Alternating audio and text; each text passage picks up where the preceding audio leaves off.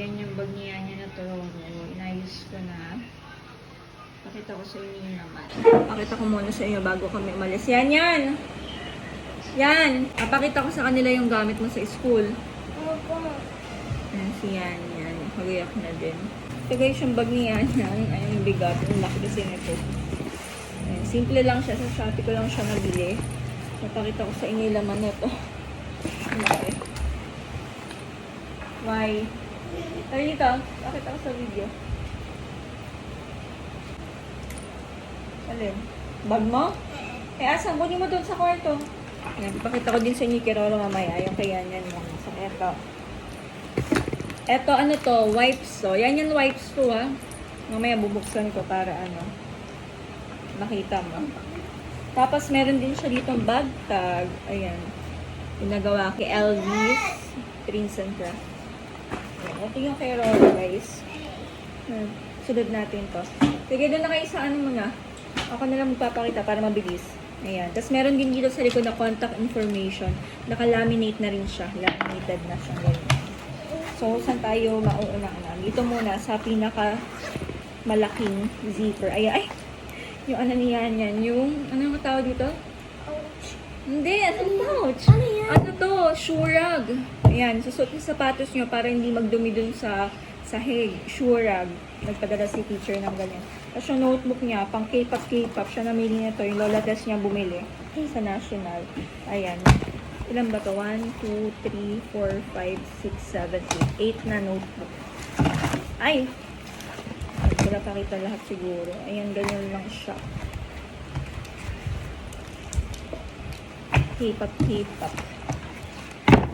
Tapos, yung big notebook nila, color blue ang kailangan. Tapos eto, pinagdala ko lang siya ng ganito. Plastic envelope na ang laman ay mga anik-anik. Ay, mga papel niya. Ayan, mga papel. Spelling booklet, long pad, crosswise, mga ganun. Tapos meron siya ditong notebook. Pinagamit ako na yung notebook niya para hindi niya sulatan yung sa mga ano niya, yung notebook niya na pang school. So, ayan. Nilagyan ko siya ng extra notebook and ballpen. Ayan. Tapos, eto yung hindi naman nila masyado magagamit kagaya nitong lapis kasi nga ballpen na sila, pero ito pa yung natira niya last year na lapis. Ang dami kasi nun yung pinagawa ko, yung meaning. Tapos meron dito, ayan, marker.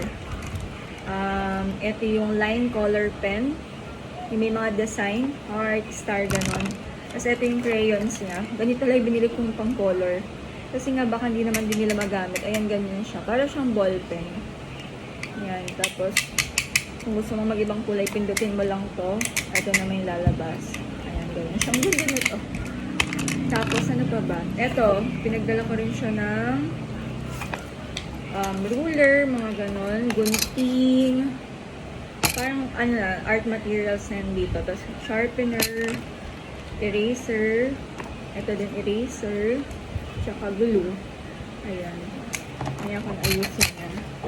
Tapos, ano lang, envelope, saka green folder, mga kailangan lang. Ayan, andyan yan. Tapos, ito naman sa may harapan na zipper, na pocket. Ayan, ang kanyang pencil case, sakong-sakto dito. Yung pencil case na Smiggle, dapat yung gagamitin niya yung may calcu. Kaso nga, eto, meron siyang ginawang pencil case, na ano ko rin yan. Meron akong, ano lang, sa Reels. Nilagyan ko lang ng name sa likod. Tapos, ayan, siya gumawa niyan. Tapos, yung nasa loob, ano lang, ballpen. Ayan, ballpen. Paper clip. Ito yung kanyang, ang tawag dito? Correction tape. Ayan, correction tape yan. Ganyan mo lang siya. Tapos, ganyan. Diba? Tapos, ballpen lang. Ito, nakuha lang niya to sa World of Fun. Ay, Tom's World. Sa Tom's World ba natin ito nakuha? Yung ballpen na to. Si Pochaco. Pochaco ba? Ayun. Tapos, dito naman, sa pinaka bulsa dito ay ang kanyang ayan, paartihan. Meron tissue, mirror and brush. Regalo to sa ni Icy ba? Regalo to ni Icy yun ng Pasko. Sininya ba? Oo, basta regalo sa kanya yan. Polvo niya, cologne, Tapos yung sanitizer, ayan, bawas na kasi ito pa yung sa last year niya. Tapos yung kanyang wallet, yung laman nito, yung baan pa niya nung grade, ano siya, grade 4. Ayan, meron pa na dito laman. Ito pa yung laman nung, kasi pinagbabaan ko naman sila ng tinapay. So, hindi naman sila madalas bumili sa kantin. So, yung kay Roro naman ang ating papakita. Ayusin mo na to.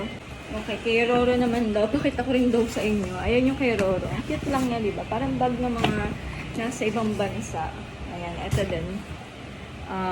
Bag tag. Tapos may contact information din sa likod. Tapos alcohol lang niya dito. Ilagay ko lang dyan.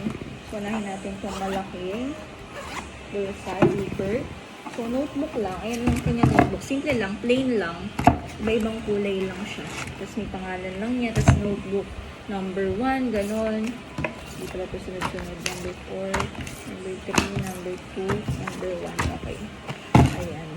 Tapos, big notebook red ang kanilang kailangan. Tapos, binilang ko lang din siya ng plastic envelope para lang nakaayos yung kanyang. Ayan. Kailangan kasi nila nito yung window card. Nilagay ko lang dito para hindi lang malukot-lukot. Tapos, papel lang. Yung pang grade 2 na yung gamit nila. Pad paper. Ayan, pad paper na pang grade 2. Tapos, kagaya lang din ng kaya niyan. Green folder. Ayan. Tapos, ito walang nakalagay. Siguro, ilalagay ko lang dito panyo. Kasi walang nakalagay dito. Or minsan, siguro, pag hindi ako nakagawa ng baon dun sa kanilang snack stack na baonan. Yung tinapay, dito ko lang ilalagay. Tapos, dito, ang nakalagay ay parehas lang sila ng bag niya yan. Yung size lang yung pinagkaiba siya kayong kulay. Ayan. So, nakalagay dito ay meron siya dito ano ba to? Glue, scissor, tsaka ruler. Ayan. At yung crayons niya. Gantong crayons yung binili ko. May box to eh. Pero, tinanggal ko sa box kasi ang laki ng box. Kaya, nilipat ko na lang siya dito. Ayan. Tapos, yung kanyang pencil case. Ganito yung binili ko sa kanya kasi na dapat yung kayan yan is yung Smigel na dipindot din. Kaso nga lang, pang grade 6 na lang yun. So, grade 6 na lang niya gagamitin. So, eto yung binili ko naman kay Roro. Ayan, lapis lang. Lapis, eraser, yun lang. Kasi may sharpener na dito. Kasi ito hindi ko na nilagyan kasi, ano lang, maliit lang yung nilagyan niya. Hindi kasya itong mga ito. Ayan, baka masira pagka nakaangat siya. So, yun lang naman yung gamit ni Roro. Konti lang naman. Tapos ito sa gilid, ano lang, yung tumbler at saka yung kanya lang snacky stack na baonan. Yun lang.